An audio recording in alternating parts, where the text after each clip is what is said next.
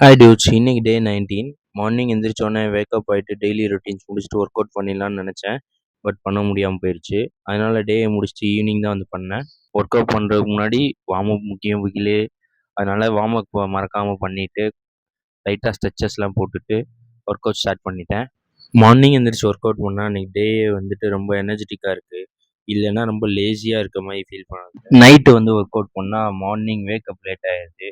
எப்படியாவது இந்த சர்க்கிளை உடைச்சிட்டு நாளைக்கு மார்னிங் எந்திரிச்சு வேக்கப் பண்ணணும். முன்னெல்லாம் என்னால் தலைகீழாக நிற்கிறது ஒரே ஜம்பில் வராது. இப்போல்லாம் ஒரே ஜம்பில் மேலே ஏறி கும்முன்னு நின்றுறேன்.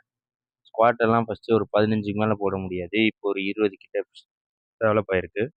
புஷ்அப்ஸும் வந்துட்டு பிரேக்கப் இருந்துச்சு எனக்கு. முன்னாடி ஒரு 15லேருந்து 20 வரைக்கும் தாராளமாக போட்டேன். பட் ஊடையில் கொஞ்ச நாள் வந்துட்டு ஒரு 10 12 தாண்டதே ரொம்ப கஷ்டமாக இருந்துச்சு.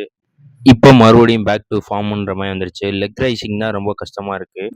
ஸ்ட்ரக்சரை ப்ராப்பராக மெயின்டைன் பண்ணுறது தான் நம்ம மெயின் டார்கெட்டு.